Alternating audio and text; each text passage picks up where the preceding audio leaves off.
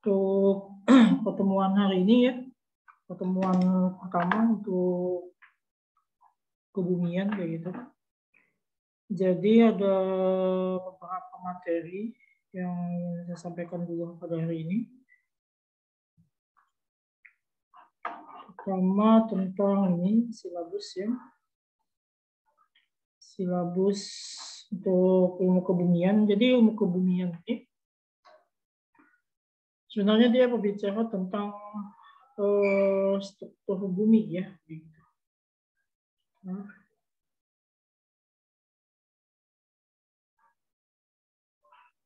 dia berbicara tentang struktur bumi. Nah, jadi tidak hanya struktur bumi yang dibahas, tapi nanti akan ada yang namanya gejala-gejala bumi itu sendiri. Kemudian berkaitan juga dengan planet-planet yang mempengaruhi gejala-gejala di bumi kayak gitu. Baik itu nanti bulan, kemudian matahari, ya, kemudian bintang dan sebagainya. Tapi nanti sifatnya lebih ke tidak beda dengan astronomi ya. Kalau astronomi itu lebih ke perhitungan di planet kayak gitu. Tapi kalau kebumian untuk yang planet lebih ke perhitungan tentang pengaruh daripada planet tersebut terhadap bumi. Jadi kajian utamanya adalah bumi. Gitu. Nanti akan dibahas mulai dari struktur bumi sampai seterusnya. Gitu. Kemudian untuk silabus, ini silabusnya kita akan bahas sedikit. Nanti kalau sudah sampai tingkat nasional, jadi gini ya, untuk OSN itu dia bertingkat gitu. Mulai dari tingkat OSK, kita menyebutnya sekarang KSK ya. Kita menyebut kalau dulu OSK Olimpiade. Sekarang sejak tahun 2000 berapa ya? 2000 kemarin ya, 2021 kemarin diubah namanya kompetisi. Jadi O-nya ini diganti dengan K. Nah, jadi KSK, kompetisi sains kabupaten. Ya, kalau dulu O kan, sekarang diubah jadi K. Ya, saya sebenarnya hampir sama aja sih. Nah, nanti ini yang dibahas nanti soal-soal yang masih tingkat rendah lah kayak gitu. Levelnya tingkat rendah. Cuma udah mulai ini juga gitu, udah mulai menguras otak juga kayak KSK ini. Nah, kemudian kalau sudah lolos di KSK nanti akan masuk ke tingkat provinsi. Namanya beda lagi, namanya adalah KSP. Kalau dulu namanya OSP. Nah, kalau sudah lolos tingkat provinsi, nanti ini kalau online, tahun kemarin online ya, masih online. Kalau yang di zaman siapa ya, zaman angkatan kedua kemarin ada Yasin, itu lolos di OSP, masuk OSK ke kimia, masuk ke OSP kimia di provinsi kayak gitu. Waktu itu di asrama haji, di asrama haji Banjarbaru ininya. Jadi karantina selama 2 hari kalau nggak salah di sana. Pertandingannya 2 hari gitu. Jadi minat di sana. Gitu. Kalau yang selama pandemi, seingat saya itu masih online kayak gitu. Kayaknya yang tahun ini juga masih online kayak gitu. Jadi KSP provinsi. Nah, kalau lolos nanti KSP, nanti masuk namanya KSN. Kalau dulu namanya OSN kayak gitu. Yang ini nasionalnya. Nah, setelah nanti kalau lolos nasional, baru nanti di karantina di Jakarta. Maksudnya di Jakarta di mana, saya lupa untuk yang sains kebumian ini. Nanti karantinanya untuk apa? Untuk ikut pertandingan ini nanti. International Earth Science Olympiad. Ini diselenggarakannya di tingkat internasional. Jadi setiap olimpiade itu dia macam-macam. Maksudnya dia tidak hanya di, saya lupa ya kalau tahun ini kemarin yang sebelum pandemi itu di mana kayak gitu. ada beberapa kali diselenggarakan di luar negeri kayak gitu. Ada yang di Jepang, ada yang di Austria, ada yang di Eropa macam-macam. Dan di Australia juga. Tapi kalau untuk Earth Science, ingat saya waktu 2019 ya, sebelum corona itu kalau nggak salah di Jepang, ingat saya sih, yang ininya, ISO-nya ini di Jepang. Kalau yang untuk bidang-bidang lain kayak fisika kalau nggak salah IPO, International Physics Olympiade, itu di negara lain juga. Kemudian ICO, International Chemistry Olympiade, kimia, dan IBO, International Biology Olympiade di saya lupa di mana. Jadi setiap bidang lomba itu dia punya internasional masing-masing. Nah kebetulan kalau untuk kebumian dia punyanya ini. Gitu. Nah, jadi tujuannya sebenarnya untuk kementerian itu untuk masuk ke sini kayak gitu. Kemudian sistem yang digunakan dalam ini saya masuk ke cakupan materinya aja. Dan silabusnya nah ini yang dipelajari di kebumian ya. Kebumian ini erat kaitannya dengan ya bidang-bidang ilmu teknik bumi ya sebenarnya. Jadi ya sebenarnya yang dipelajari di sini erat kaitannya dengan ilmu teknik bumi. Contoh ilmu teknik bumi adalah ilmu geologi ya. Geologi ini sebenarnya ilmu kebumian, jadi geologi, ilmu kebumian ini. Namanya geologi. Kemudian ada lagi namanya geofisika.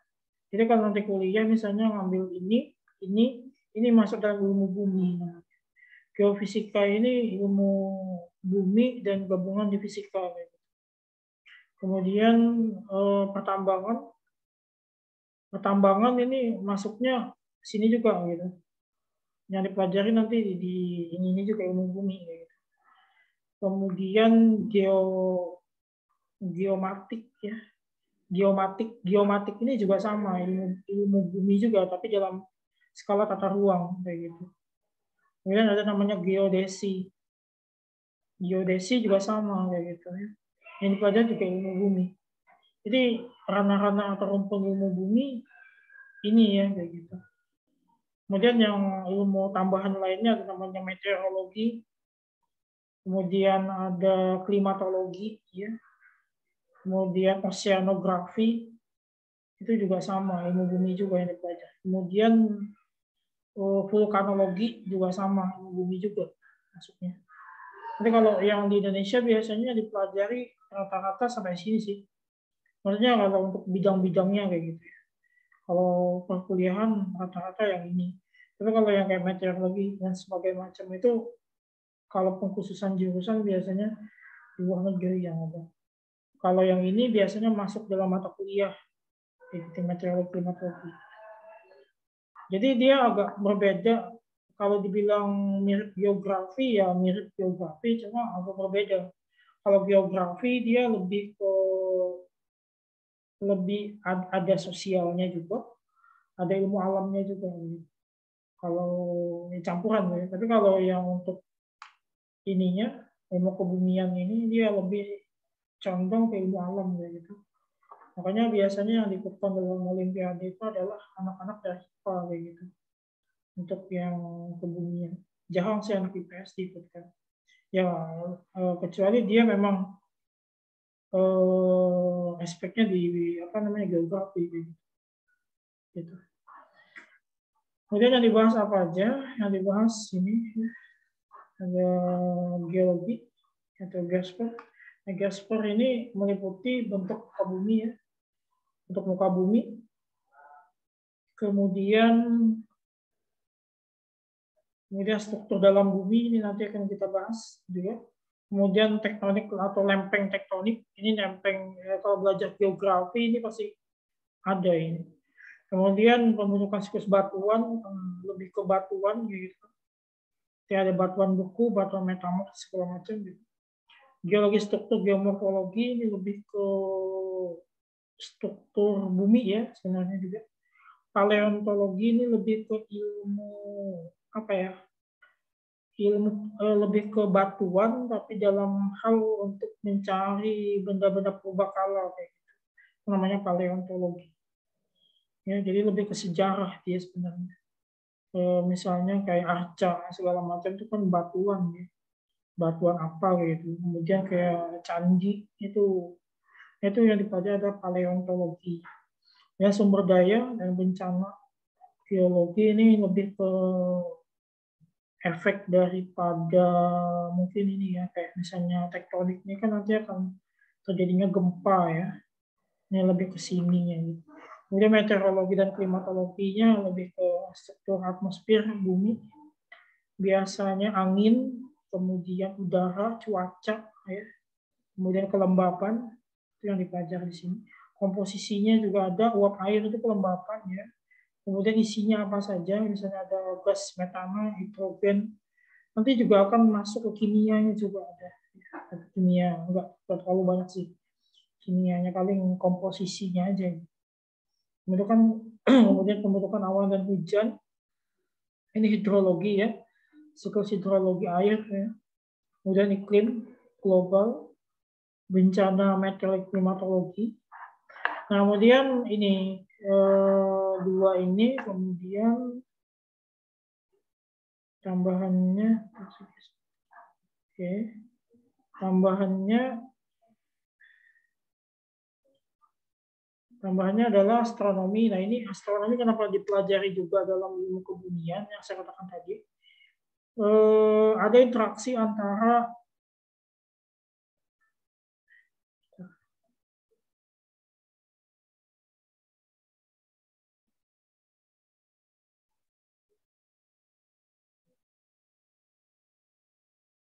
Oke,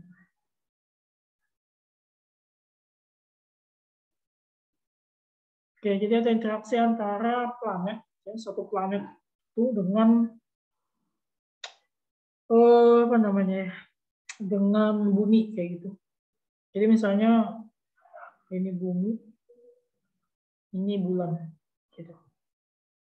Nah, bumi dan bulan itu nanti akan berpengaruh ketika dia punya gaya gravitasinya adalah gravitasi bulan ya. Nah, maka di sini akan terjadi pengaruh. Apa pengaruhnya? Pengaruhnya adalah pasang surut air laut. Nah, ini pengaruhnya nanti bagi kehidupan di bumi. Ya. Nanti kalau semakin dekat posisi bulan ya, di sini, nanti kan ada yang namanya titik aphelium dan perihelium. Ya.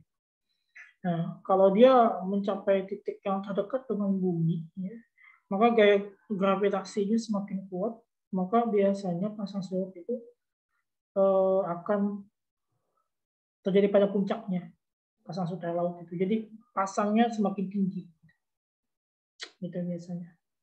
Nah, beda kalau jaraknya nanti semakin jauh, ini mungkin akan terjadi surutnya akan semakin tinggi juga. Gitu. Itu pengaruhnya di bumi. Orang menyebutnya kalau banjir diakibatkan oleh pasang surut ini, namanya banjir rob. Gitu. Itu pengaruhnya di sistem bumi ya. Jadi yang dipelajari juga termasuk sama sistem tata surya dan evolusi tata surya, termasuk juga asal muasal bumi. Jadi bumi itu dari mana kayak gitu. Terbentuk dari apa misalnya. Ada yang menyebutkan teori Big Bang misalnya, ledakan besar. Ada yang menyebut teori planetesimal, ada yang menyebut teori planet kembar kayak gitu kan. Kemudian ada teori nebula dan sebagainya. Tapi itu akan dipelajari di sistem tata surya. Kemudian fisika dan gerak planet juga saya katakan tadi. Ini termasuk bulan. Bulan ini juga termasuk dikatakan benda langit ya. Walaupun dia bukan planet kayak gitu. Nanti juga ada planet lain ya. Planet lain yang pengaruhnya terhadap bumi kayak gitu. Atau benda-benda langit lain terhadap bumi. Kemudian gerak planet tadi sudah. Kemudian horizon koordinat. Jadi ini kalau ini berkaitan dengan benda langit. Jadi gini, kalau kita hidup di bumi ya, kita sering mengamati bintang kayak gitu, bintang di langit atau apalah kayak gitu, bintang, meteor kayak gitu. Anggaplah misalnya kita mengamati bintang. Dari titik kita di bumi, mengamati bintang ke langit. Ini ada yang namanya tata koordinat horizon. Ini mirip sebenarnya pembahasannya dengan di astronomi. Ya. Jadi astronomi itu belajar juga tentang tata koordinat horizon dan ekuator. Dan etik juga sama gitu. Nanti akan saya pelajarkan juga ini, saya ajarkan juga gimana cara menghitung koordinat horizon untuk menentukan letak suatu bintang ya di angkasa kayak gitu. Kemudian ini penting juga gitu. Matahari juga sama ya, matahari juga sama. Jadi matahari itu punya pengaruh ya pada kehidupan di bumi juga. Kemudian teropong dan peta bintang. Ini juga penting ya. Jadi semua ini masuk bagian astronomi. Tapi nggak terlalu banyak sih masuk dari ranah yang ini, yang nggak sampai ngitung. Kalau di astronomi itu kan mungkin ada yang ngitung magnitudo biru, segala kecerahan bintang. Itu kalau yang di ini nggak sampai ngitung kayak gitu. Cuma mungkin kulit-kulitnya aja gitu. Kemudian berikutnya ada namanya geohidrologi dan oceanografi. Hidrologi dan oceanografi ini berkaitan juga ya, dengan siklus air. Ya. Hidrologi ini berarti siklus air. Ya. Hidro ini berarti air. Berarti kalau logi ya, ilmu tentang air. Nah, nanti akan kita bahas ada namanya air bawah permukaan, ini air tanah. Ini air permukaan, ini air yang dekat-dekat kita, misalnya sungai, laut gitu, air permukaan. Yang bawah tanah atau bawah permukaan ini adalah air bawah ini ya, air tanah gitu, air bawah ini. Kemudian geologi dan fisiografi laut, ini bentuk daripada permukaan laut ya juga. Kemudian geologinya ya juga. Kemudian komposisi dan sirkulasi air laut, nanti juga peredaran air laut. Nanti sama juga kaitannya juga nanti dengan hidrologi air ya gitu. Hidrologi air. Nah, kemudian untuk ini untuk praktek ya. Sebenarnya kalau teori kalau di OSK itu dia hanya sampai teori saja. Nah, kalau sudah praktek ini biasanya sudah sampai di OSN-nya. OSN nanti ada materi atau ujiannya tentang praktek. Tapi kalau untuk OSK sama OSP biasanya cuma teori aja, nggak ada prakteknya. Nah, beda nanti untuk yang SN-nya itu PSN-nya dia ada nanti teori, ada namanya praktek. Nanti kalau nilai tertinggi ada namanya ada kategorinya, ada namanya the best of theory, yang kategori the best theory, kemudian ada the best practical. Kalau untuk praktek, jadi dibedakan. Jadi kalau dikategorikan nanti orang-orang yang punya nilai tertinggi di teori namanya the best of theory, kemudian yang praktek the best of practical kayak gitu. Gini. Kemudian Ustadz, ya, yang tes praktek tuh contohnya kayak apa Ustadz? Maksudnya kayak ya, pengaplikasiannya kayak itu Ustadz? ya. Jadi nanti gini, kalau praktek itu nanti kita dibawa dari kalau nggak online ya, kalau online kan biasanya nggak ada praktek sih. Tapi biasanya kalau nggak online, kalau yang setahu saya nanti kan gini, kalau OSN itu, kalau dia sudah sampai yang nasional, itu nanti diselenggarakan di satu kota di Indonesia gitu. Maksudnya enggak di daerah kita enggak gitu. Anggap misalnya di mana gitu, anggap di Bandung gitu. Tuan rumahnya Bandung gitu. Sama kayak PON lah kayak gitu kan. Tuan rumahnya Bandung misalnya. Nah, ketika tuan rumahnya Bandung nanti dibawa kemana? Oh, nanti kita dibawa ke anggap misalnya tempat situs sejarah apa kayak gitu. yang dia ada yang namanya bongkahan batu atau batuan lah gitu. Nanti kita analisis, kita disuruh ada soal di kertas, disuruh mungkin menganalisis apa, menganalisis ini berapa umur batuan ini, misalnya kayak gitu. Atau mungkin ini berapa ketebalan batuan ini atau berapa umur batuan ini bisa juga. Atau misalnya ketika lomba atau OSN itu berada di Jawa Tengah misalnya, Semarang misalnya, tuan rumahnya.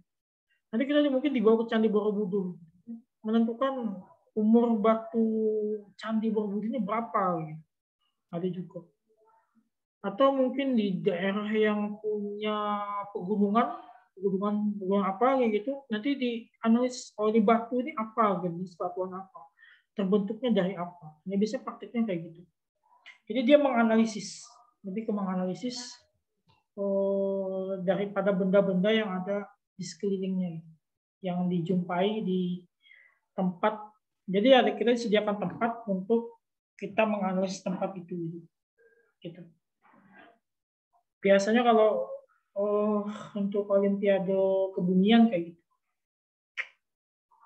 menentukan itu. Beda halnya dengan astronomi ya, tapi saya nggak tahu sih kalau apakah juga digabung dengan astronomi kadang-kadang. Tapi ada kalanya juga digabung kayak gitu. Misalnya kita kalau yang berkaitan dengan yang ini tadi kayak gitu, berkaitan dengan ini tadi, maka mungkin kita dibawa ke, kalau untuk astronomi biasanya dibawa ke observatorium di Bosca di Bandung.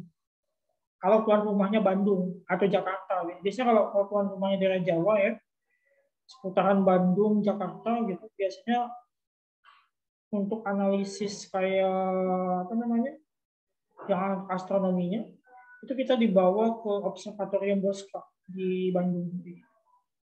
Bisa kayak gitu. Sama untuk astronomi juga kayak gitu. Tapi kalau di daerah-daerah lain, biasanya kita disuguhkan, kalau untuk astronominya disuguhkan teropong bintang, apa namanya, teleskop, bukan teleskop untuk mengamati bintang-bintang, untuk mengamati benda-benda langit. Nah, nanti ada juga untuk yang kebumian erat kaitannya dengan yang ini tadi, yang gejala astronomi berkaitan dengan gejala kebumiannya ini. Gitu. Tapi lebih ke sini sih, lebih ke kebanyakan sih tentang bumi kayak gitu. Nah ya kan, lebih ini. Geologi mineral. Mineral berarti kita disuruh untuk mencari kandungan mineral suatu. Bisa juga ke laut ya, bawa ke misalnya pantai. Ini ada air laut ya, ada air laut. Mungkin dianalisis nih, oh kira-kira ini kandungannya apa saja, gitu. Mineralnya apa saja. Gitu. Tapi tidak hanya yang mineral itu kan tidak hanya dari air laut kan, bisa jadi mineral itu dari biji besi misalnya, atau mungkin nanti dibawa ke pertambangan besi ya, biji besi ya. Kalau di Kalsel itu kan pertambangan biji besi kan ada di Pulau Sebuku ya. Nah, bisa jadi kalau misalnya tuan rumahnya Kalsel, dibawa ke Pulau Sebuku atau Kota Baru gitu, tempat pertambangan biji besi. Nanti dianalisis, oh ini mineral besinya gini, kira-kira umur besinya berapa, gitu. Itu kan biasanya. Tuh, petrologi juga sama, petrologi terkait tentang minyak ya, kandungan minyak, ladang minyak, biasanya penggalian minyak ada juga gitu. Kemudian geologi struktur, geomorfologi, struktur tanah, kontur tanah, atau mungkin misalnya kalau daerah Jawa, di Jawa itu kan, kalau daerah Bali ya, itu ada sistem pengairan sawah, atau mungkin ada apa namanya, sawah yang seperti tangga kayak gitu, dari atas itu ke bawah gitu, sawahnya seperti tangga gitu. Itu namanya kan sengkedan ya, atau terasering gitu. Nah, bisa jadi nanti kita disuguhkan kasus kira-kira berapa sih kontur tanah dari atas ke bawah gitu. Itu yang disebut sebagai geologi struktur atau geomorfologinya. Jadi morfologi daripada bumi itu, struktur bumi. Nah, kemudian kalau paleontologi yang saya katakan tadi, ada satu benda purbakala kita disuruh mengukur berapa umur benda purbakala ini misalnya batuan, ya, berapa umur batuan tersebut, batuan candi Prambanan misalnya berapa umur dari batu tersebut. Dan PT geologi ini erat kaitannya dengan peta tambang. Biasanya sih kalau yang sudah pakai peta tambang ini mereka diajarkan, saya lupa ya, ada aplikasinya. Aplikasi dari anak-anak pertambangan itu mereka punya aplikasi untuk menentukan di mana sih letak peta tambang. Nanti kalau sudah OSN, yang membinanya nanti bukan saya lagi. Jadi kalau sudah sampai OSP kalau OSK sampai OSP kan masih saya ya. Kalau los OSP ke OSN, ini yang membimbingnya bukan saya lagi. Nanti yang membimbingnya biasanya dosen di universitas. Kalau biasanya sih untuk kebumian, kalau nggak salah dari fisika ya, fisika FMIPA. Ya kalau misalnya fisika kalau di Banjarmasin itu di Banjarbaru ya. Dan Kalsel itu biasanya dari fisika FMIPA gitu. Mereka punya yang namanya bidang geofisika, konsentrasinya geofisika. Gitu.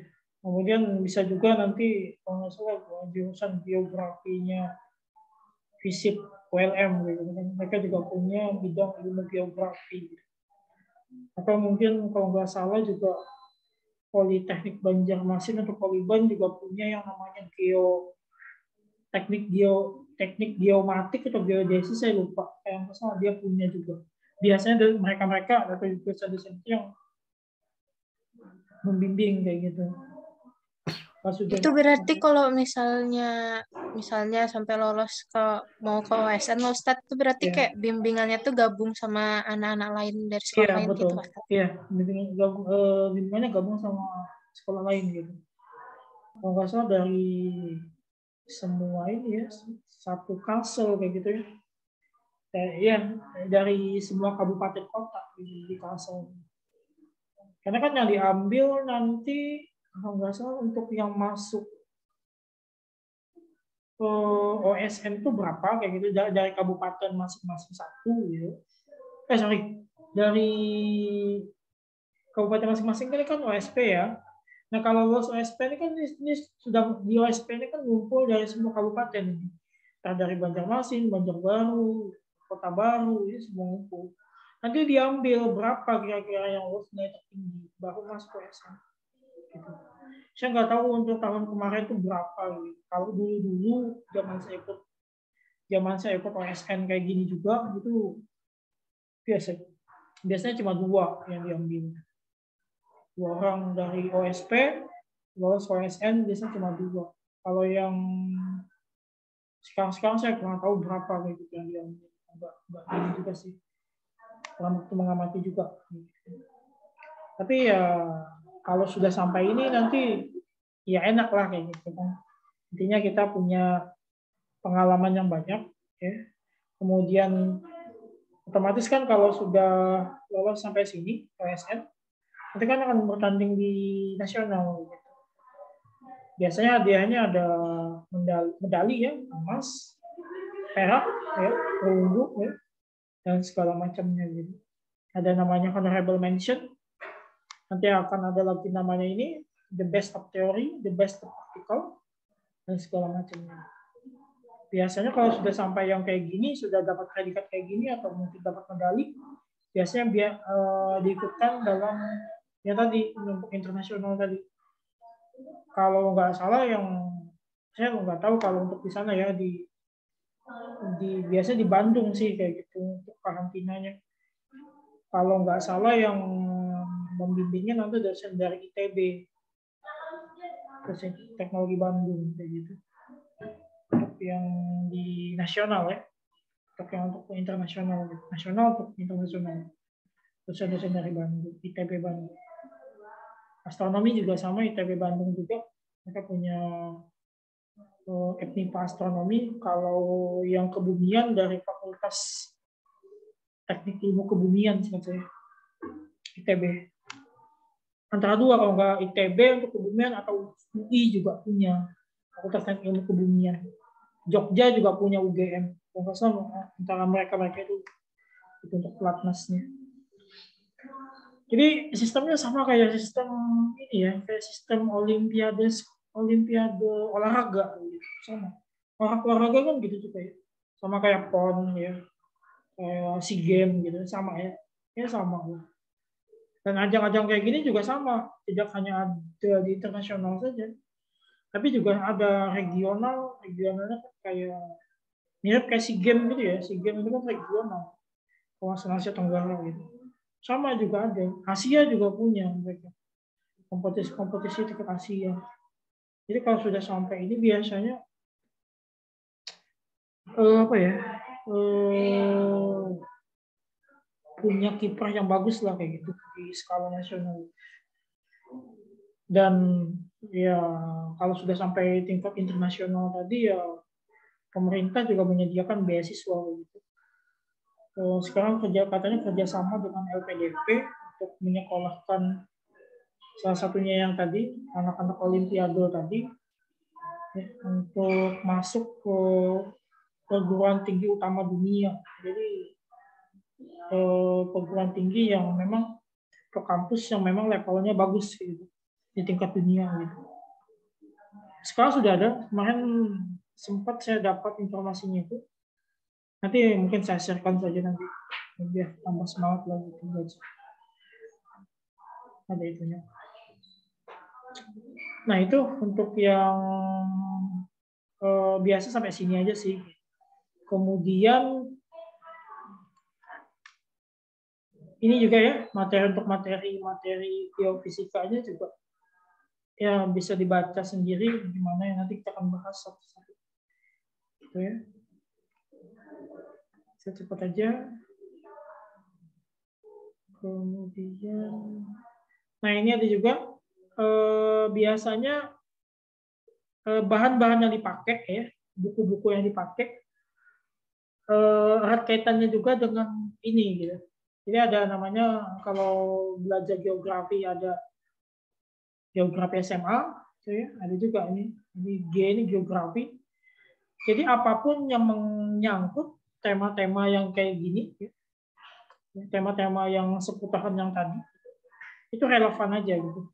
Relevan aja untuk dijadikan bahan bacaan atau bahan rujukan untuk menambah ilmunya ya, untuk mempersiapkan untuk menghadapi ininya nanti. Gitu. Ada tektonik lempeng atau lempeng tektonik, ini secara umum aja sih. Ini di materi SMA juga ada kayak gitu. Jadi bisa aja sih sama-sama dibaca. Kemudian ini ya berkaitan dengan meteorologi dan klimatologi di iklim atau cuaca. Ya, coba.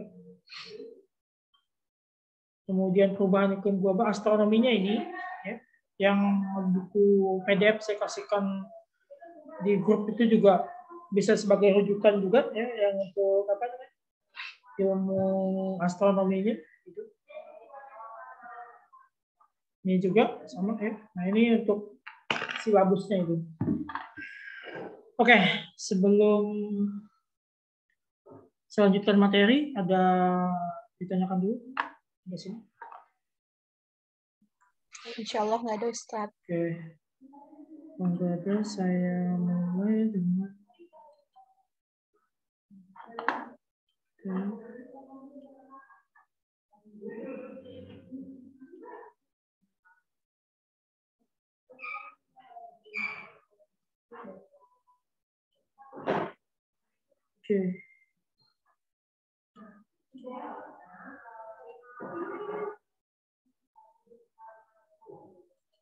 Oke, ini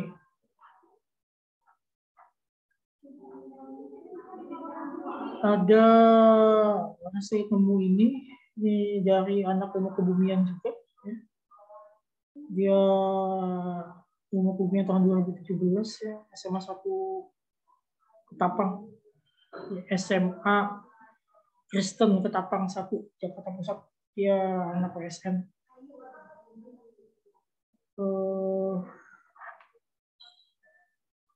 Jadi apa itu ilmu kebumian? Nah, ini definisi dari ilmu kebumian yang dibahas oleh dia. Jadi ilmu kebumian adalah ilmu yang mempelajari tentang seluk-beluk bumi, mulai dari interior bumi, litosfernya. Jadi interior itu mulai dari dalam. Kalau saya belah kayak gini, penampang bumi ya, penampang bumi. Saya belah dari sekat bumi kayak gitu. Saya masukkan bawah. Ini inti bumi itu di bawah bagian sini. Ini namanya inti bumi. Inti bumi. Nah, jadi di sini disebut sebagai interiornya. Interior. Sama kalau orang belajar ilmu desain ya, desain bangunan gitu. Ada ilmu interior dan eksterior. Interior kan biasanya kalau ilmu desain itu berkaitan dengan isi dalam rumah kayak gitu, penataan dalam rumah segala macam. Kalau eksteriornya kan biasanya mungkin lebih ke rancang bangunnya ya, kayak misalnya model rumahnya gimana, kemudian tamannya gimana gitu. Nah itu eksterior.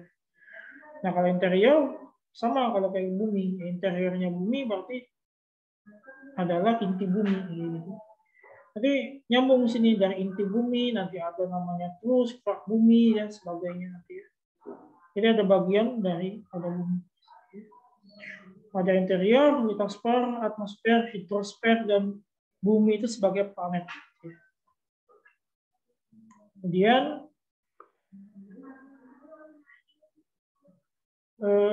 mengapa bumi itu menarik? Ya? Jadi ada alasan tersendiri kenapa bumi itu menarik. Jadi berbagai macam pertanyaan, berbagai macam pernyataan dari orang ya, terkait dengan Jadi ada berbagai macam pernyataan dan pertanyaan terkait tentang bumi ya. Dari mungkin masa anak-anak sampai mungkin orang dewasa juga memikirkan hal itu. Ada pertanyaan mengapa langit berwarna biru. Kemudian mengapa sebagian besar dari bumi itu adalah laut. Itu pertanyaan-pertanyaan yang membuat membuat bumi itu digali terus gitu. Maksudnya ada keunikan tersendiri daripada bumi yang ingin orang ketahui gitu. Nah, kemudian mengapa bisa terjadi gempa bumi dan gunung meletus? Mengapa ada berbagai macam jenis batuan? Apa penyebab punahnya dinosaurus? Mungkin ada orang yang pernah meraba-raba, ada nggak dinosaurus itu gitu? Ada dinosaurus ya? Atau mungkin ada nggak manusia purba? Ya? Manusia purba itu. Jadi ada erat kaitannya dengan ini semua. Gitu.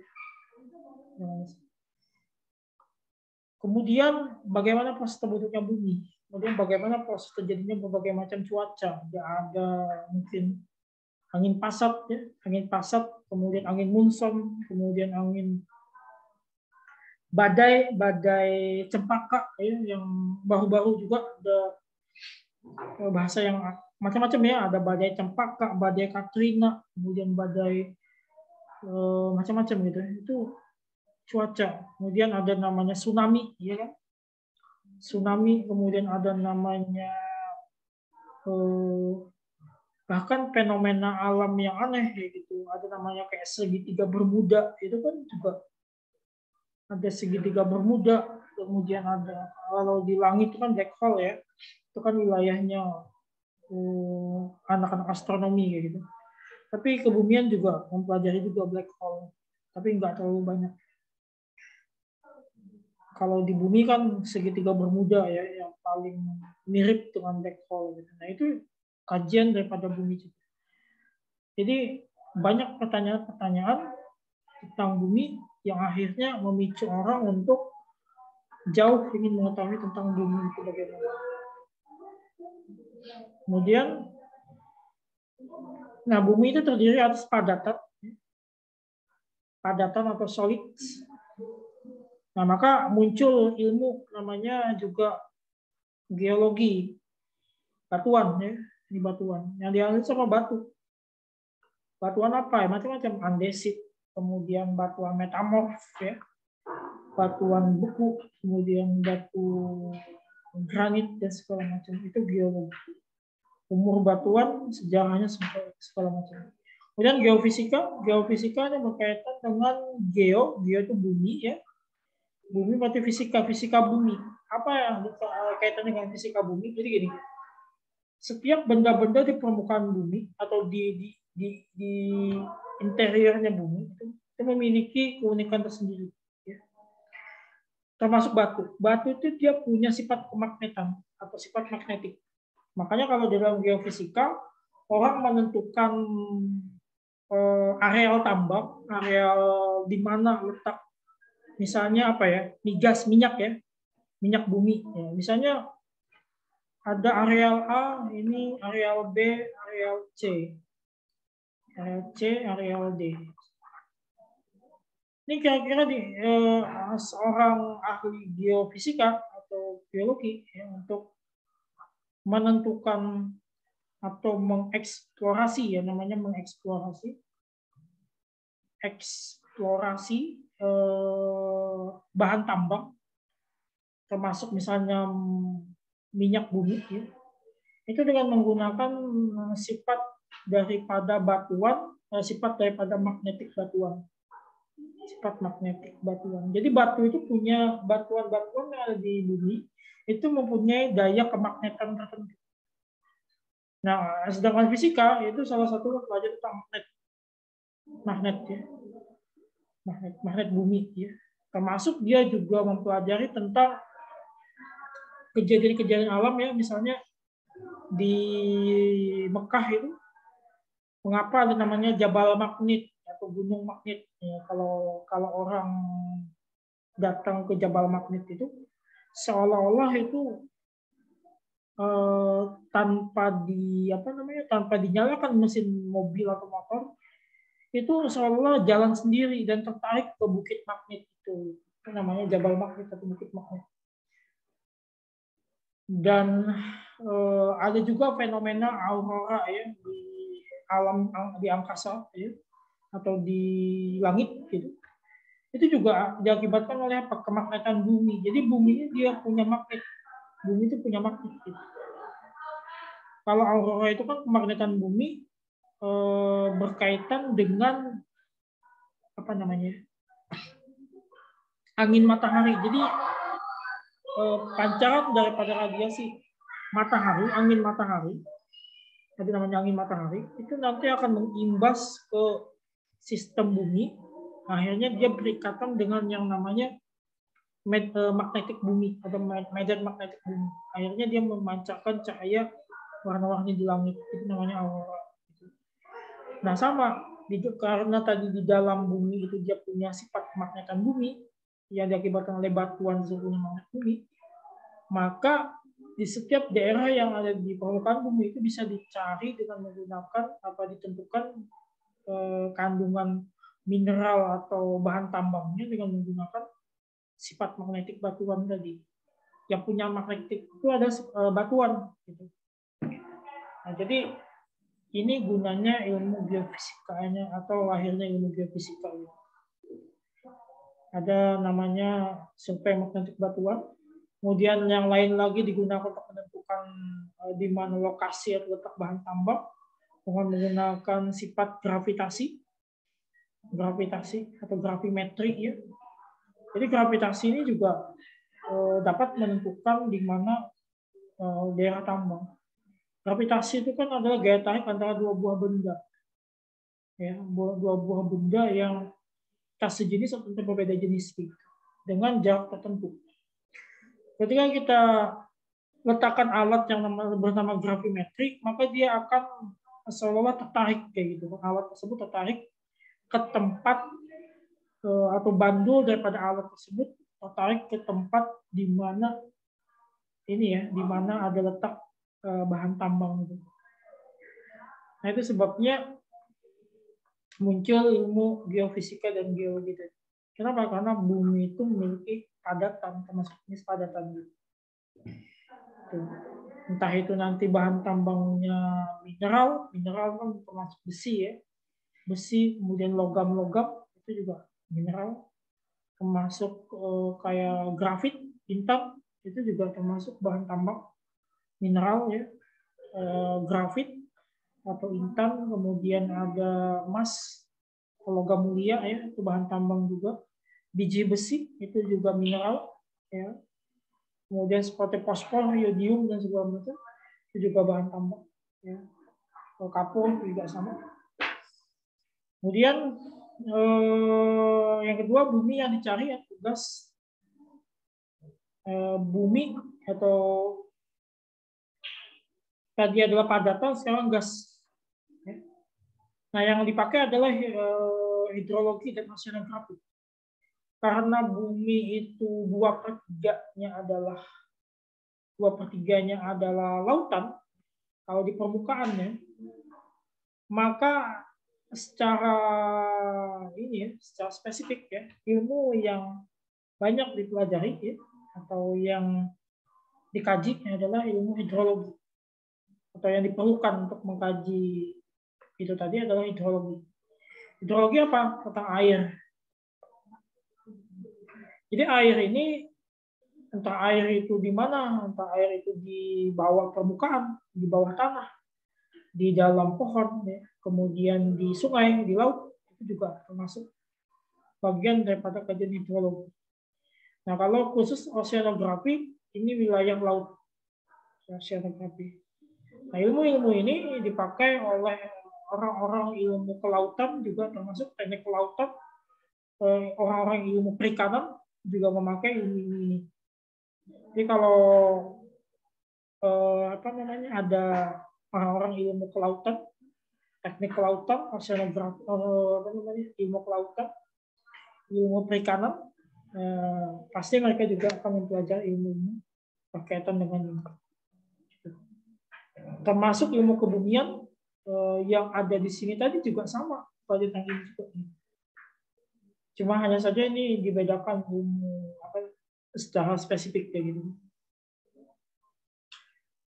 Kemudian meteorologi dan klimatologi ini berkaitan dengan cuaca. Jadi air itu tidak, atau gas itu tidak hanya ada di bumi saja, di permukaan bumi, tapi juga ada di atmosfer bumi, naik ke atas daripada bumi, di ketinggian tertentu daripada permukaan bumi. Misalnya di tempat kita berada, gitu. Anggaplah misalnya 20 meter di atas permukaan laut, MDPL. 20 MDPL. Ini sudah ketinggian tertentu pada ketinggian suatu tempat kayak gitu. Atau misalnya 10 MDPL. 10 meter di atas permukaan laut. Atau misalnya gunung tertinggi, gunung tinggiannya 2000 ya. 2000 MDPL ya, 2000 meter di atas permukaan laut misalnya. Itu pasti akan berbeda suhunya atau temperatur yang pengaruhnya, kelembapan ya. Kelembapan itu apa? Kelembapan itu adalah kandungan air di dalam udara gitu ya. Jadi ada air ya, di dalam udara itu ada air. Sama kayak kita bernapas, kita menghirup udara gitu. Kita menghirup udara, atau kita menghembuskan udara dari mulut gitu. Itu ada namanya uap air gitu. Uap air. Kenapa uap air ada? Ya karena tubuh kita juga dipenuhi oleh 2/3-nya adalah air gitu. Nah, maka udara itu pasti mengandung yang namanya air. Semakin tinggi kandungan air di dalam udara, ya semakin tinggi kelembapannya. Pengaruhnya apa? Pengaruhnya adalah potensi hujan. Kaitannya dengan hidrologi lagi. Jadi gini, kalau misalnya sekarang adalah musim penghujan, ketika ada awan mendung ya, awan, kalau biasa yang tebal itu adalah awan cumulonimbus. Saya anggap ada awan cumulonimbus. Nah, potensi sedikit aja ada awan cumulonimbus, atau mungkin awan yang biasa aja gitu, tapi bentuknya adalah tebal. Kemudian kandungan kelembapan atau kandungan uap air di dalam udara itu tinggi atau kelembapannya tinggi, maka potensi untuk hujan itu tinggi.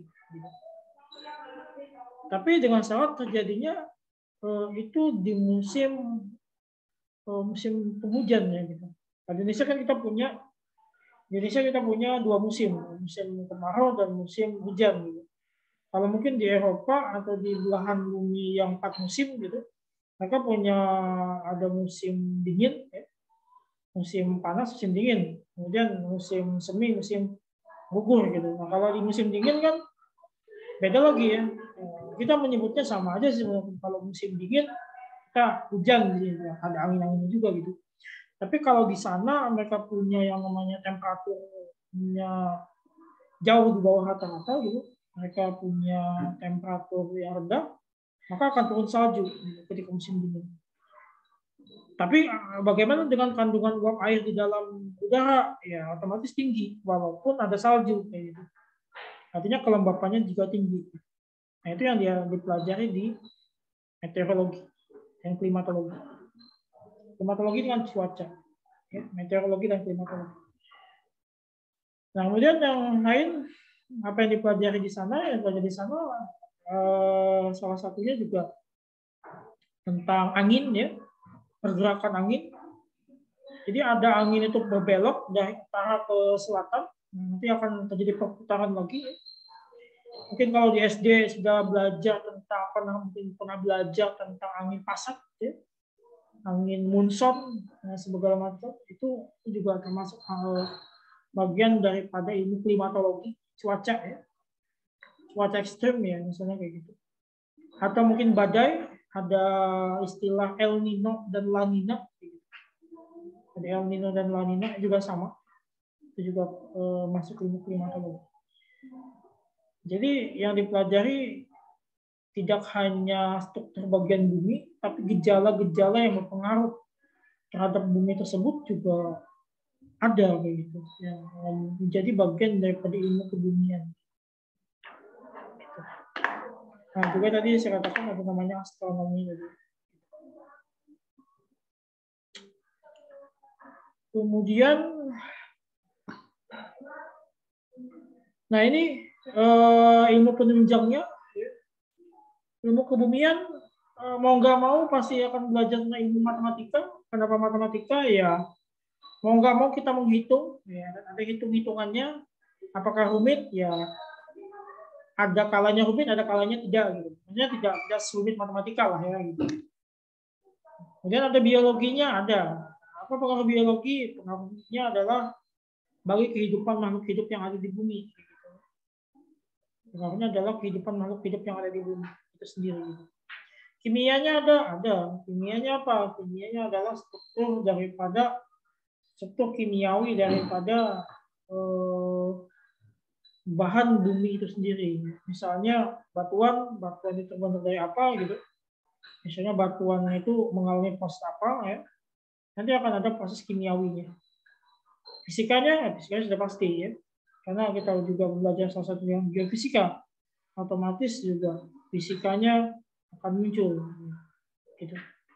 Ini kaitannya ya, ada hidrologi, geofisika, meteorologi, astronomi.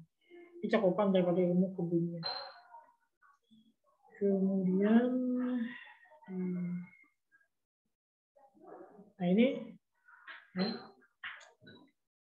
definisi-definisinya bisa dibaca sendiri, mungkin nanti yang saya share aja. Mineralogi, petrologi, geofisika, geomorfologi, paleontologi ya, geologi sejarah ya. Gitu. Paleontologi berarti yang tadi fosil ya. Gitu. Kemudian kajian geologi ini ilmu lainnya, yang geologi struktur, stratigrafi, sedimentologi ya. Itu juga. Kemudian geologi kebencanaan, ya apakah juga ilmu bumi tentang kebencanaan ya, termasuk kayak tsunami ya, pengaruh tsunami gitu. Tsunami itu gimana sih asal muasalnya gitu kan, nanti bagaimana sih penanganannya ya gitu. Itu kan ada juga gitu. Kemudian salah satunya juga ada namanya vulkanologi. Vulkanologi ini berkaitan dengan yang namanya gempa bumi ya. Gempa bumi. Gunung meletus, vulkanologi. Vulkanologi itu gunung ya. Jadi berkaitan dengan gunung. Dia berkaitan dengan gunung. Nanti ada namanya gunung berapi ya. Entah mungkin memancarkan lahar panas. Kapan gunung itu akan meletus misalnya atau sebagainya. Itu vulkanologi. Kemudian seismologi berkaitan dengan gempa. Gempa antara itu gempa di laut ya atau vulkanik atau mungkin gempa di darat atau tektonik gitu. Vulkanik di darat, tektonik di laut gitu. Oke, biasanya pakai alat pencatat gempa namanya seismograf. Seismograf. Kemudian geologi teknik, ya ini berkaitan dengan prinsip geologi pada teknik. Nah ini yang dipakai biasanya pada teknik pertambangan, ya. Tambangan atau teknik perminyakan. Teknik pertambangan, teknik perminyakan biasanya pakai geologi teknik. Ya. Konstruksi bangunan ya juga sama ya. Anak-anak yang kerja atau sekolah di bidang apa namanya teknik bangunan atau teknik sipil juga pasti akan mempelajari tentang ini ya. Teknik sipil khususnya kayak di Jepang ya, teknik sipil di Jepang misalnya.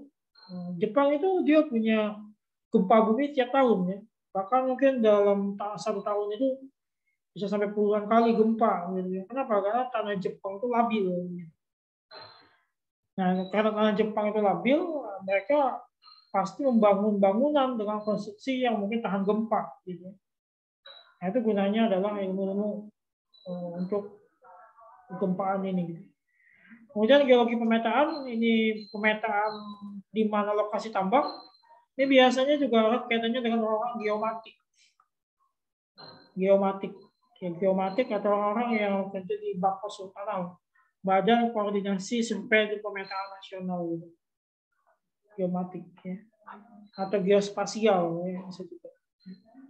Geomatik ini biasanya berkaitan dengan geomatik ya. Geomatik ini peta ya. Jadi peta itu pembuatan peta, kemudian bukan peta buta ya. Peta buta juga ada sih. Tapi lebih ke peta dalam artian indraja atau penginderaan jauh. Kalau kita mengamati Google Map atau Google Earth ya, Google Earth yang bumi itu kerjaan orang-orang geomatik sebenarnya. Bikin peta yang memang mirip dengan struktur ruang di permukaan itu. Nanti ada hitung-hitungannya juga ya, lebih perhitungan sebenarnya untuk geomatik. Di Indonesia saya lihat ilmu geomatik cukup banyak dicari, cuma jurusannya jarang ada gitu. Ada teman saya dulu sekolahnya itu jauh sampai ke Austria ya, ke Eropa, untuk hanya belajar tentang ilmu geomatik. S1 sampai S3 di Austria belajar ilmu geomatik. Tapi seingat saya untuk Indonesia sudah ada juga kalau nggak salah ya, di TB seingat saya untuk geomatik. Oke. Kemudian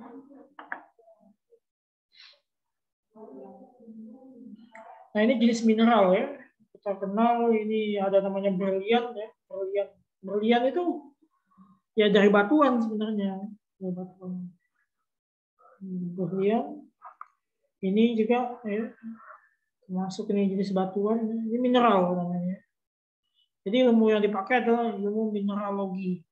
Ya.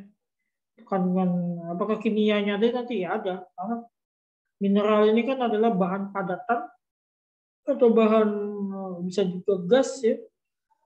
Itu terbentuk atau cairan daripada magma yang membeku atau batuan beku nanti. Dia pasti punya sifat kimiawi. Gitu. Oke. Ini fisika, ini geomorfologi ya. Ada namanya ini geofisika ya. Strukturnya nah ini gempa bumi.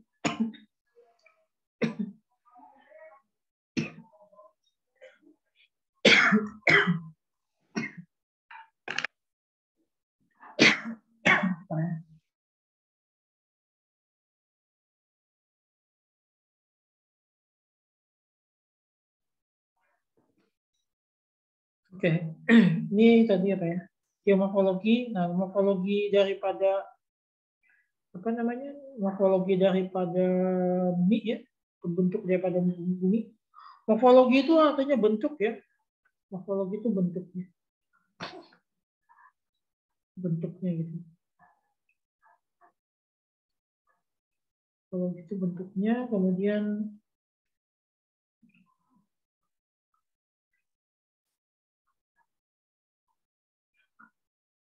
nah sama kayak gini batu yang terpahat oleh alam ya.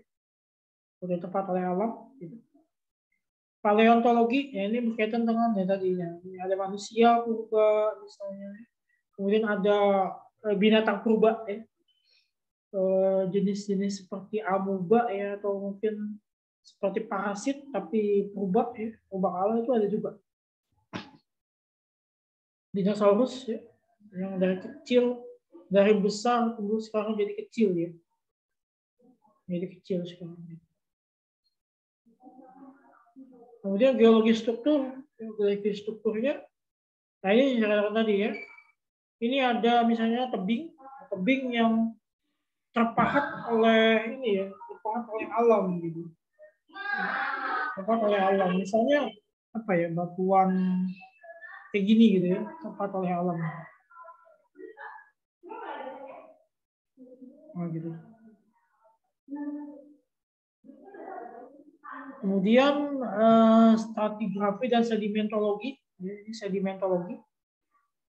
Ini batuan sedimen ya. Kalau kita lebih ke sedimentologi, berarti lebih ke batuan sedimentasi.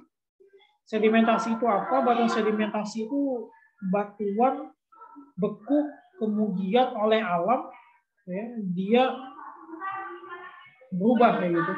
Ya. Berubah menjadi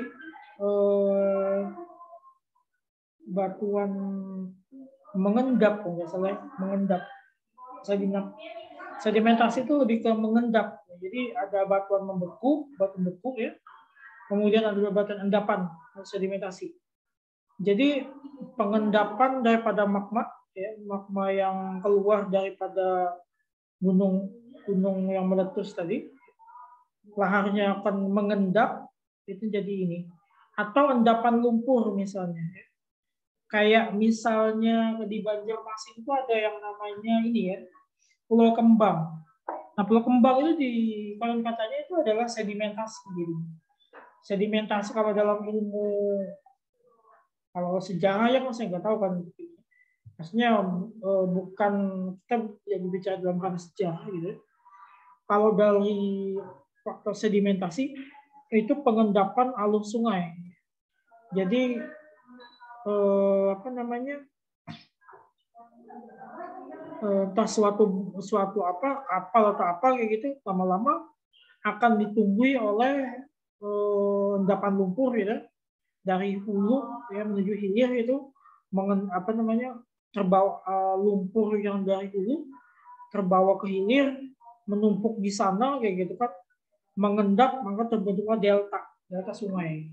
Hanya kan terbelah jadi dua gitu kan sungai itu di tengahnya ada pulau tadi. Nah itu bentukannya adalah bentukan daripada sedimen. Sedimen apa? Sedimentasi lumpur. Ya, seperti itu. Sama juga di alur sungai Barito itu pengendapan lumpurnya pekat ya. Otomatis apa namanya selalu dikeruk kayak gitu supaya kapal-kapal yang lewat situ tidak kandas kayak gitu karena endapan lumpur tadi. Itu salah satu bentuk stratigrafi dan sedimentologi. Kemudian geologi kebencanaan ini ada bencana alam ya banjir juga ya, gunung meletus ya ini bencana-bencana ya jadinya. Jadi ada namanya geologi kebencanaan. Ya. Apa namanya? Jadi geologi itu di ini kan di apa? Dikaji dalam hal kebencanaan, menangannya atau menanggulangi kebencanaan. Nah kalau geologi teknik yang dibahas adalah ini ya, bagaimana cara bikin jembatan, apa namanya pondasi jembatan berkaitan dengan struktur bumi itu sendiri gitu ya.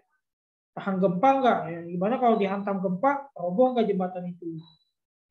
Kemudian kilang minyak ya, kayak sama ya. Kemudian ini pengeboran lepas pantai dipakai oleh orang-orang teknik pertambangan atau perminyakan ya untuk menganalisis di mana sih letaknya gitu ya, penambangan minyak yang tepat atau kandungan minyak atau batu bara misalnya kayak gini yang tepat yang ada ya. Akhirnya dieksploitasi setelah mendapatkan tempat yang cocok kayak gitu. Ini pemetaan ya, geologi pemetaan. Nah ini lebih ke bentuk peta ya, entah itu peta tambang, entah itu peta permukaan bumi ya. Nah itu. Kemudian kajian meteorologi dan klimatologi tentang cuaca ya kan. Nah ini yang dikaji di cuaca ya. Klimatologi juga berkaitan dengan pemanasan global dan sebagainya gitu. Hidrologi, oceanografi berkaitan dengan air. Yang saya katakan tadi ya. Entah itu biologi air, ya gerakan air laut, ya kan pasang surut, ya kan. Kemudian hidrologinya dari daerah aliran sungai atau das juga termasuk ya. Termasuk juga dam, dam itu bendungan ya, bendungan, air di bendungan, air di waterground. Biasanya ilmu-ilmu yang kayak gini orang tuh banyak belajar ke luar negeri gitu. Indonesia juga banyak sebenarnya, cuma yang lebih ini kan luar negeri. Teman saya ngambil water science tentang hidrologi itu ke Jerman ngambilnya di RWTH Aachen ya, di kampusnya Prof Habibie dulu ya. Ada juga yang ngambil hidrologi teman saya ke Selandia Baru, ke Auckland ya. Jadi banyak sekali gitu. Rata-rata sih gitu. Ada juga yang mau belajar bendungan, belajar dam, belajar daerah aliran sungai yang hidrologi kayak gini. Itu ke Belanda gitu. Karena dam bagaimana cara bikin waduk yang bagus, yang benar itu di Belanda ya sekolahnya gitu. Jadi cukup banyak kayak gitu kan orang-orang yang mengkaji ilmu ini seperti ini. Walaupun jurusan-jurusannya di Indonesia juga kurang banyak kayak gitu ya. Di kampus-kampus juga kurang terlalu banyak kayak gitu. Nah kalau kayak oceanografi biasanya masuk mata kuliah ya. Anak-anak ilmu kelautan, ilmu perikanan itu mereka mengkaji tentang ini. Kemudian ini tadi astronomi. Astronomi ini di Indonesia cuma ada satu sekolahnya di ITB Bandung, jurusan astronomi. Sehingga saya di Asia Tenggara cuma ada satu gitu. Tapi kalau untuk ilmu planet, tentang keplanetan, tidak hanya maksudnya bukan astronomi secara ini ya gitu.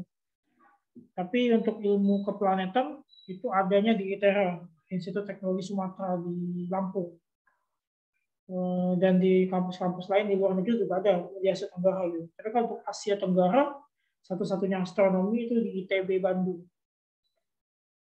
Karena mereka punya observatorium Bosca dan dari sana aja juga berkembang ilmu astronomi kayak gitu. Kaitannya apa dengan ilmu kebumian? Ya sekarang tadi pasti punya kaitan ya. Karena bumi dengan planet lain juga punya kaitan gitu. Bumi juga termasuk planet, otomatis juga berperan sebagai planet gitu, di tata surya. Otomatis ketika ada hubungannya dengan planet lain atau benda langit lain, pasti akan ada kaitannya. Kemudian ini yang dipakai, ya kalau untuk matematikanya biasanya yang dipakai dalam ilmu kebumian karena dia belajar tentang ilmu tata ruang, tata ruangan, maka yang dipakai adalah ilmu geometri, tentang ilmu ruang. Kemudian trigonometri, ilmu segitiga, ya, ilmu apa namanya? Yang kayak gini ya, segitiga ya, perbandingan segitiga gitu. Trigonometri. Untuk apa gunanya? Gunanya karena kita belajar tentang ilmu ruang, gitu. Itu bumi, ruang. Kemudian Fisikanya otomatis ini ya sama kayak fisika yang biasa yang dipakai, ya. Cuma dia erat kaitannya dengan bumi. Kemudian kimianya ya ini yang saya katakan tadi, kimia daripada batuan itu pasti ada gitu, atau dari reaksi magma yang keluar dari gunung meletus itu juga ada gitu. Paleontologi dan biologi otomatis kehidupan manusia yang ada di permukaan bumi itu sendiri, mulai dari zaman prasejarah jangan sampai zaman sekarang kayak gitu. Kemudian kebumian dalam perfilman. Nah, ini disajikan dalam bentuk ini ya, fiksi ilmiah ada juga ya kan. Kemudian dalam film ya, entah betul apa enggak ya kan, tapi ya itulah ya gitu. Ada ini core ya, segala macam ya, ini tentang ini ya, Martian ya, saya lihat tentang astronot jadi Armstrong dan bersaudara juga Park dan sebagainya. Nah itu yang pengantar daripada ini. Sampai sini ada jalan dulu. Misalnya Richard, masih ada satu materi lagi yang saya bahas. Insya Allah nggak ada Ustadz. Oke. Kita satu materi lagi untuk pertemuan hari ini.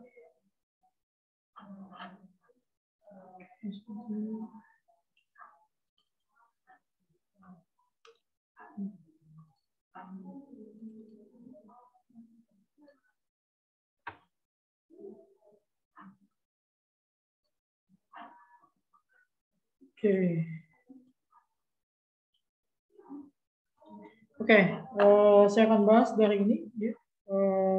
Kita mulai daripada litosfer ya. Litosfer itu bagian daripada struktur bumi ya. Oke, sebelum saya masuk ke litosfer, sebentar saya buka dulu ini.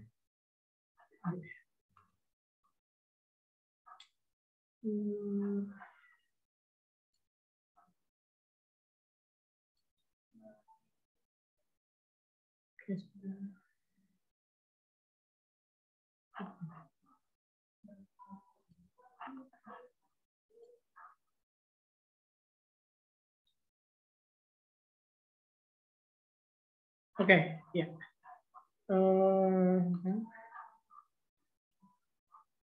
Nah, saya akan mengenalkan struktur bumi dulu. Struktur buminya. Ya. Jadi bumi itu punya struktur kayak gini ya. Bumi itu punya struktur kayak gini. Kalau kita tancapkan apa kayak gitu ya, kita penggal bagian bumi dari bawah dari atas ke bawah ya. Ini dasar bumi atau inti bumi ya. Jadi ini dalamnya inti bumi. Ini disebut sebagai apa namanya ini? Interiornya tadi. Ini interior bumi. Nah, jadi ada bagian yang paling dalam, bagian yang paling dalam itu bentuknya adalah cair. Nah, ini kalau saya belah lagi dalamnya, itu bagian yang paling cair. Ya. Ini liquid, ini cair, ini liquid, ini cairan, ini cair. Jadi gini. Terus saya masukkan sampai ke dalam, gitu kan. Nah, ini bagian yang cair. Cair ini yang keluar ketika terjadinya gunung meletus, ya, gunung berapi. Bagian ini disebut sebagai magma cair. Ya. Lalu kenapa magma ini di atas, solitan atau padatan di bawah? Ini apa sebenarnya ini? Nah, jadi gini, ini isinya adalah benda-benda padat, entah itu besi, entah itu apa gitu. Jadi yang menyebabkan bumi itu memiliki sifat kemagnetan. Jadi kalau kita berbicara tentang bumi punya sifat kemagnetan ya, atau sifat magnetik bumi ya. Ada yang namanya kan saya katakan tadi ada yang namanya aurora ya. Aurora itu apa? Aurora itu adalah langit bercahaya ya, di wilayah kutub ya, di kutub entah utara atau selatan gitu. Kalau di kutub utara namanya aurora borealis ya. Kalau di selatan namanya aurora australis. Apa akibatnya, efeknya, kenapa diakibat, apa penyebab ya dari aurora tersebut? Ya. Penyebabnya adalah angin matahari.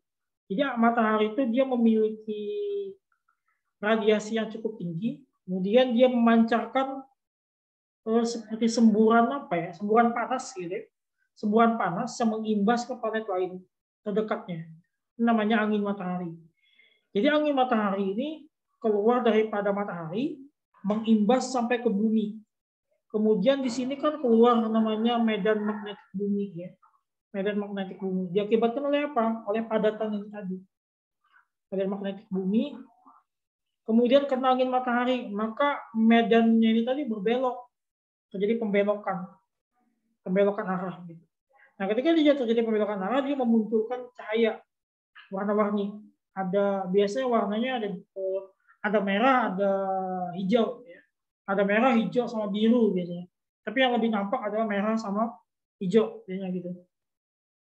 Itu yang terjadi di kutub utara. Ya. Kalau selatan biasanya juga merah hijau, cuma jarang terjadi kebiru-biruan gitu. Kalau di selatan utara lebih ada biru-birunya ada juga. Gitu.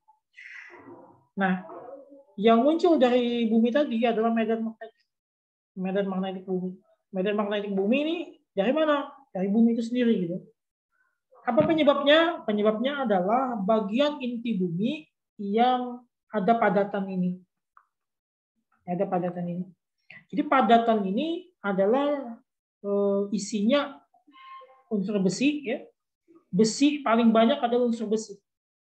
Dari padatan ini gitu. Paling banyak adalah unsur besi gitu.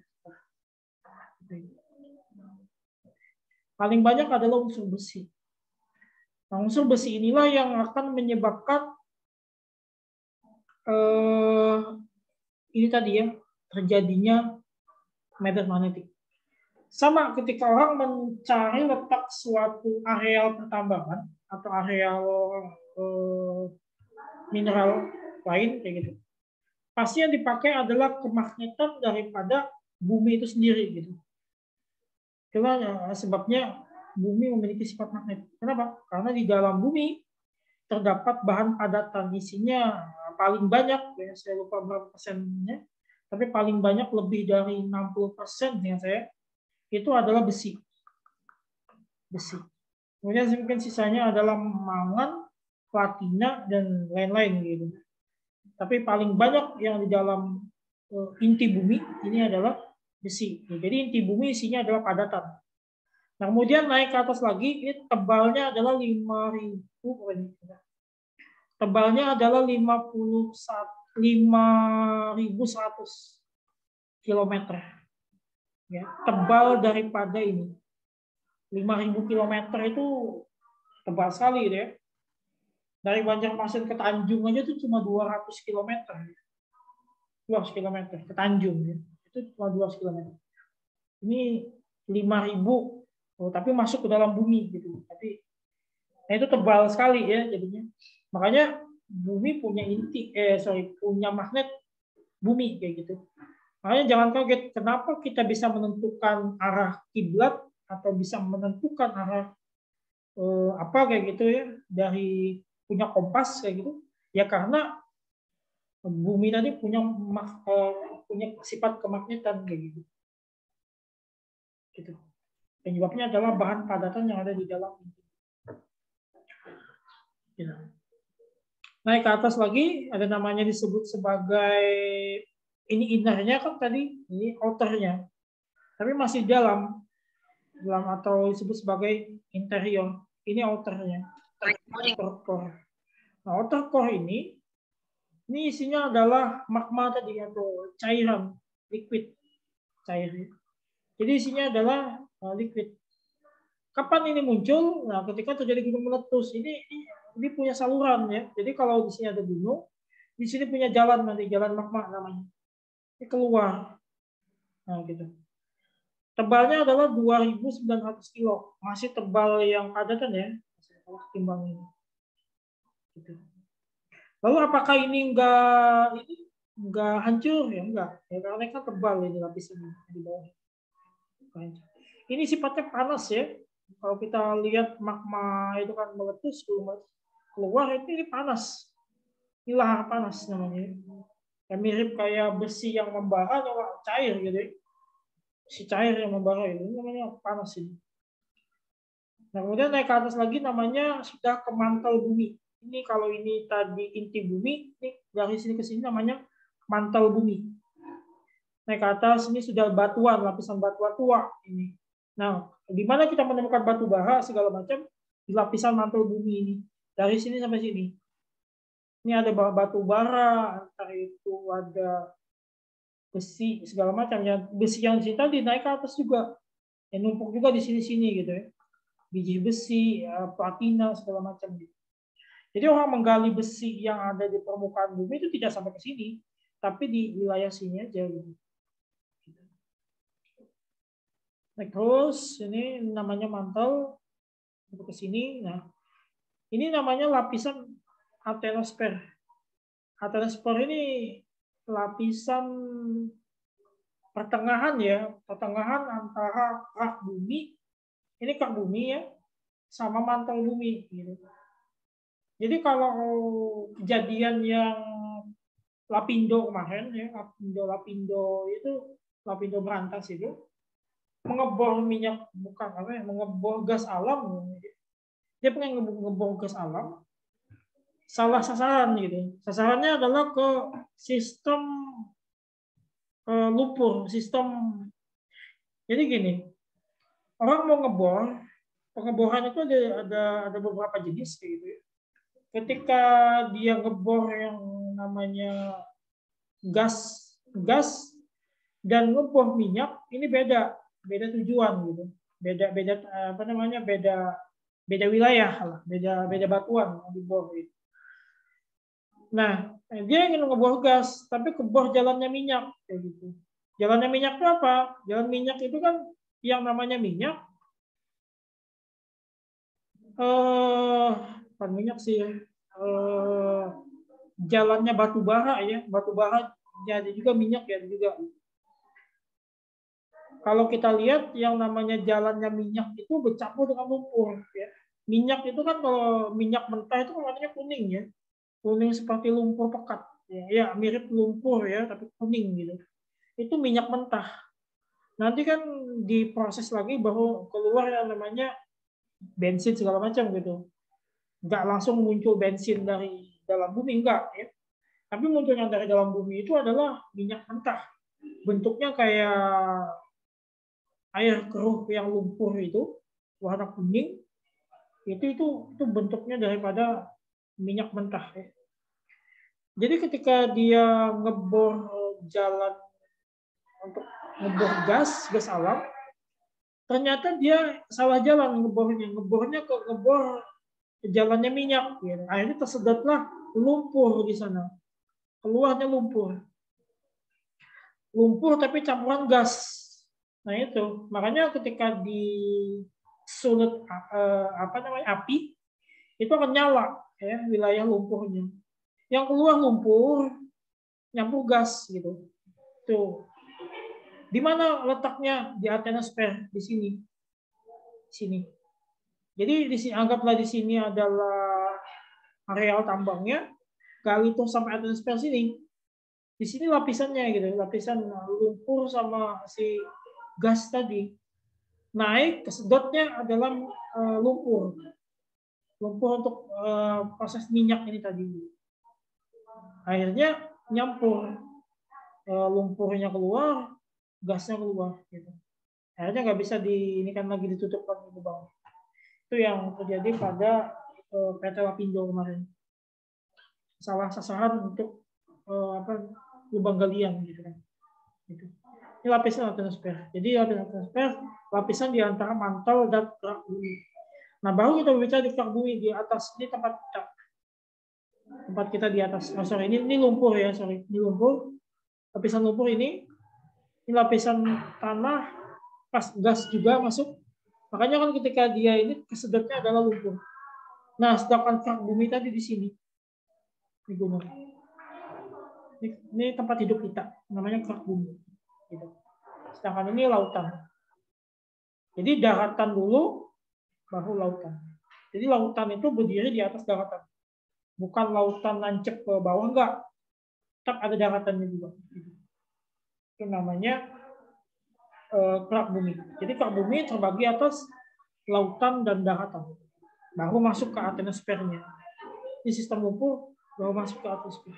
Jadi dari sini sampai sini namanya mantel, baru kerak bumi atas. Ini sekilas yang mau saya bahas. Kemudian mungkin saya tambah mungkin 10 menit lagi ya.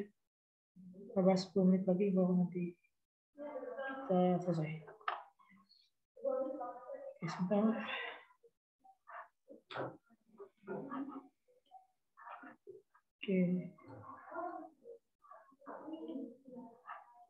Oke ya. Litosfer. Nah, litosfer tadi di atas ya. Jadi litosfer tadi adalah kerak buminya. Yang disebut sebagai litosfer adalah kerak bumi, atau lapisan struktur bumi. Oke, selanjutnya. Ini bumi kita, ya. Ini bumi kita. Nah, kemudian seorang ahli radioaktif mengatakan umur bumi berdasarkan teori radioaktif kurang lebih 5,4 miliar tahun. Jadi dari mana dia mendeteksinya? Ya ini ilmu fisika, ya, fisika tentang peluruhan radioaktif. Dari mana dia ngitungnya? Ngitungnya dari unsur radioaktif yang ada di permukaan bumi, yang ada di bumi. Contohnya ada uranium. Uranium itu kalau meluruh dia meluruhnya seperempatnya aja. Jadi misalnya dia meluruhnya adalah 200 tahun, waktu paruhnya 200 tahun, maka 200 tahun berjalan, dia baru hilang setengahnya. Gitu. Maka untuk hilang sepenuhnya, dia mencapai waktu 400 tahun. Ini contoh ya, saya lupa uranium berapa waktu tahunnya, tapi ratusan tahun. Nah ini berdasarkan dari teori-teori kayak gitu, perhitungan kayak gitu, maka diukurlah umur bumi adalah 4,5 miliar tahun. Kemudian bentuk bumi bulat tepat, ya. Bentuk bumi bulat tepat, artinya garis tengah bumi ekuator lebih besar daripada garis tengah kutub-kutubnya. Bumi terdiri dari lapisan-lapisan luar dan lapisan dalam. Nah ini lapisan luar ya, lapisan luar. Jadi lapisan luar tadi ada namanya, kita kenal namanya litosfer, hidrosfer. Jadi ini masuk kerak bumi ya, ini masuk kerak bumi. Kerak yang paling atas tadi ini namanya litosfer, ini lapisan tanah. Hidrosfer namanya lapisan air, atmosfer lapisan udara. Jadi dia punya 3 di litosfer ini, di kerak bumi. Kerak bumi terdiri dari 3 bagian: litosfer lapisan tanah ya, hidrosfer air, atmosfer udara. Ya. Nah, sedangkan kalau pembahasan litosfer, maka dia menceritakan tentang tanah. Apa aja sih yang ada di bagian tanah gitu, atau bagian-bagian yang padatan tanah ya. Ada apa aja? Ada batuan, ya, tenaga geologi, tenaga endogen, eksogen, dan bentuk muka bumi. Itu yang ada di bagian-bagian daripada litosfer. Kemudian batuan, kita mulai daripada batuan. Nah, batuan ini punya yang namanya lapisan ya, lapisan kimiawi juga. Jadi litosfer lapisan yang paling atas, lapisan yang umumnya terjadi dari sifat-sifat kimiawi. Ya. Kaya akan SiO2. Apa ini? SiO2 adalah silikon oksida. Silikon oksida. Dari mana asalnya? Dari letusan gunung. Ya. Letusan gunung. Nah, silikon oksida, atau orang menyebutnya sebagai silikat. Ya. Silikat. Jadi ini kalau silikat ini keluar dari, jadi gunung meletus, ini sebenarnya gunung meletus keluar abu. abu vulkanik namanya. Nah, abu vulkanik ini adalah abu silikat ini, atau orang menyebutnya sebagai silikon oksida. Kenapa jadi ada kayak gitu? Ya, saya katakan tadi, di dalam bumi, ya, di dalam bumi ada namanya padatan. Jadi gunung itu, gunung kayak gini, ini memancang sampai ke bawah biasanya, sampai ke yang tadi, yang inti bumi tadi. Inti bumi ini terdapat ada namanya silik, ini jalan magma keluar lewat jalan magma. Di sini ada namanya lapisan, ada namanya silikat atau silikon. Jadi silikon itu apa? Silikon itu adalah bahan padatan, unsur kimia ya, kimiawi. Keluar dari sini silikon ini karena ada namanya proses oksidasi di sini ya. Proses oksidasi. Oksidasi itu apa? Oksidasi itu adalah penambahan oksigen. Sini.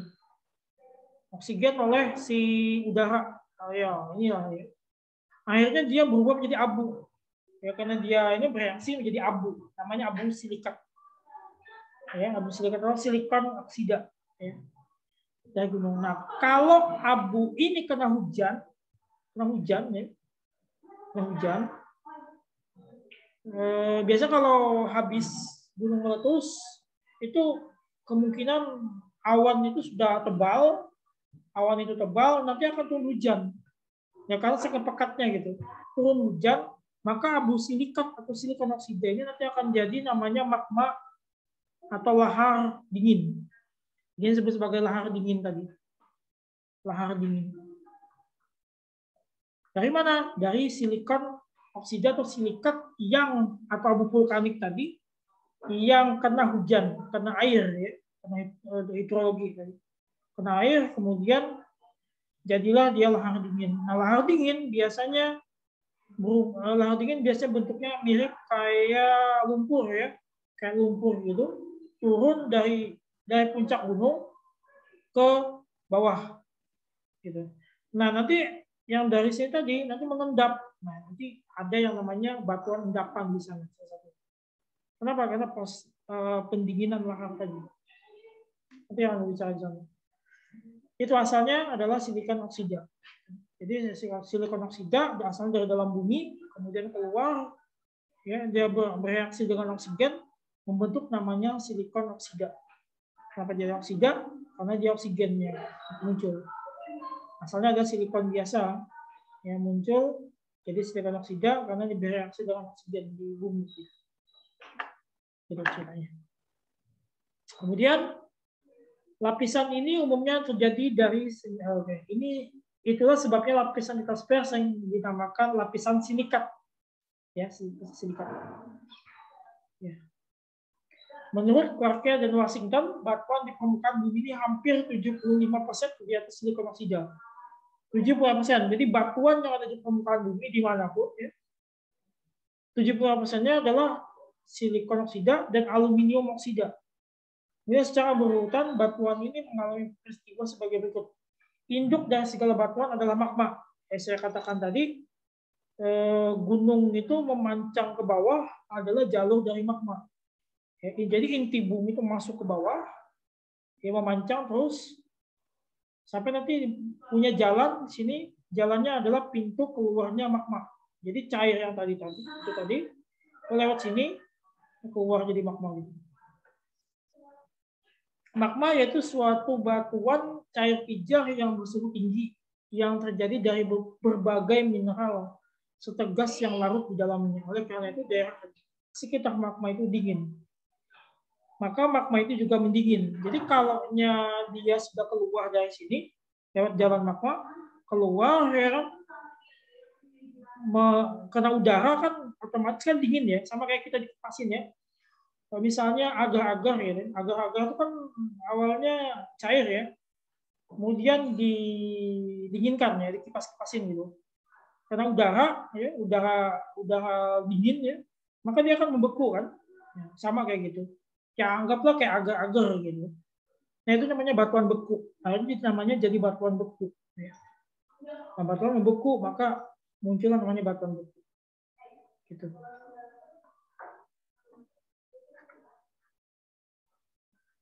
Kemudian Karena pengaruh atmosfer, maka batuan beku, ya, tadi, maka batuan beku di permukaan bumi akan rusak dan hancur. Jadi ada namanya udara, cuaca, angin, ya kan, angin segala macam, hempasan segala macam, rusak dia. Kemudian terbawa oleh aliran air, hembusan angin, gletser ini ya, gletser ini apa namanya, es. Gletser ini es. Tidak jarang pada waktu hujan lebat. Jadi kalau di daerah luar atau mungkin di Indonesia ada daerah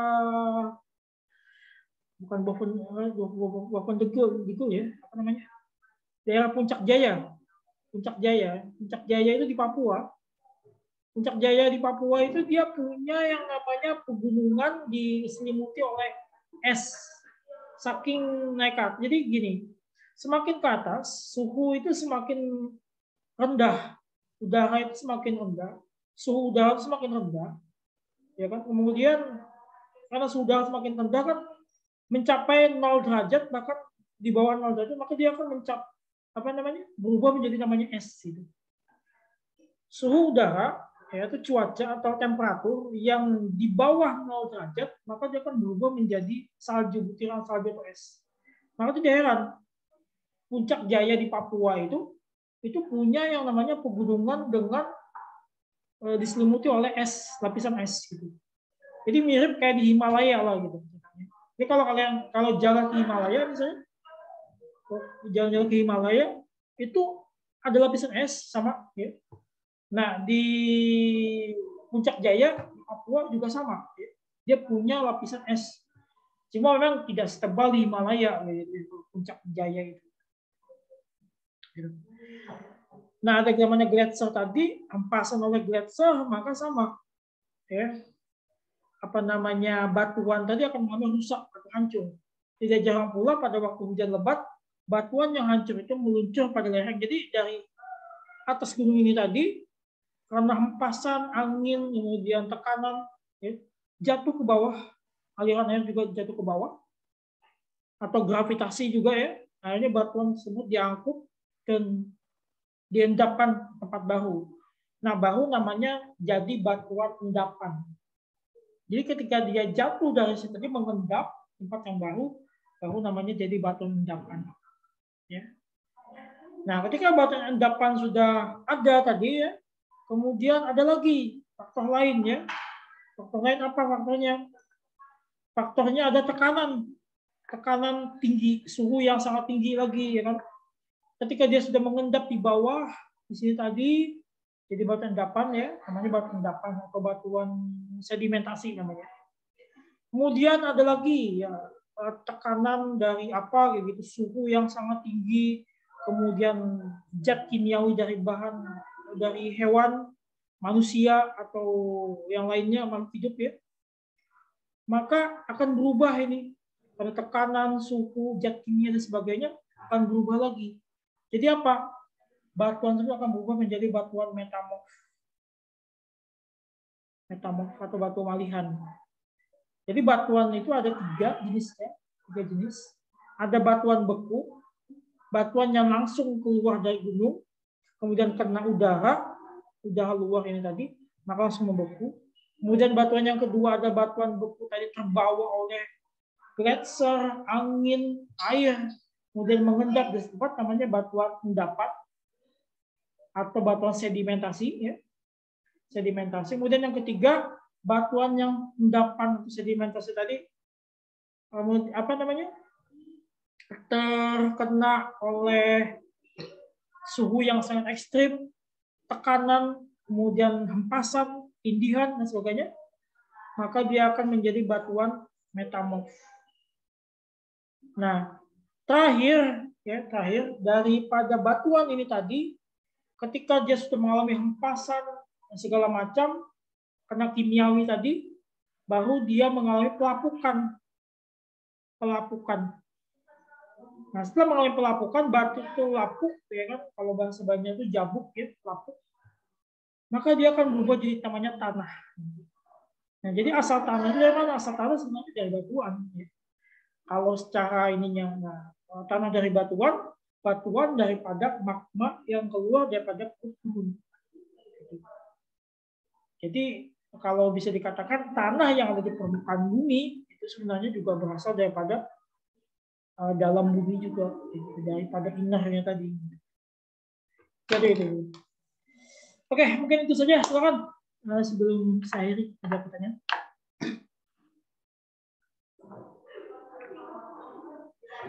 Insyaallah nggak ada, Ustaz. Cukup ya? Oke, kalau nggak ada, kita cukupkan. Terima kasih atas partisipasinya. Yang sudah nanti saya kabarin lagi kapan waktunya. Saya akhiri. Assalamualaikum warahmatullahi wabarakatuh. Waalaikumsalam warahmatullahi wabarakatuh. Makasih, Ustaz. Oke, ya.